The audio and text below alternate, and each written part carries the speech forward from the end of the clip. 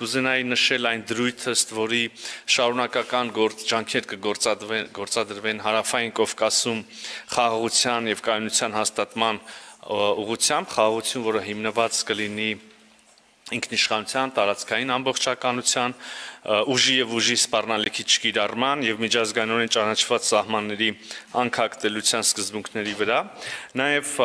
ուշադրություն է դարձված առանձին ուշադրություն է հատկացված տարածաշրջանային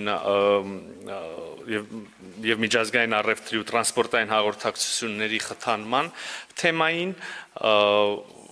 Նշվում է նաև, որ խաղաղության խաչմերուկը կարող է էական ներդրում ունենալ այս ոլորտում, ի թիվս այլ ոլորտների, որպես ռազմավարական գործընկերության էական բաղադրիչներ, կրկին հաշվի առնելով ժամանակակից մարտահրավերները, կուզեի ընդգծել կիբերդիմակայունության ամրապնդման եւ հիբրիդային սպառնալիքների դեմ պայքարի կարեւորությունը, սա իհարկե միայն Հայաստանի եւ Նիդերլանդների միջև երկկողմ օրակարգի թեմա չէ, ավելի ընդգրկուն է նաեւ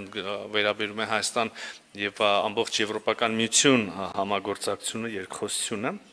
Շարունակելով Եվրոպական միության հետ համագործակցության թեման նշեմ, որ նախարար Վելտկամպի հետ քննարկել ենք Հայաստան-Եվրոպական միություն գործընկերության նոր օրակարգը, այդ ուղղությամբ իրականացվող ակտիվ աշխատանքը եւ առհասարակ մեր միջև գործընկերության խորացման հեռանկարները եւ աջակցությունը Հայաստանի ջանքերին այս համատեքստում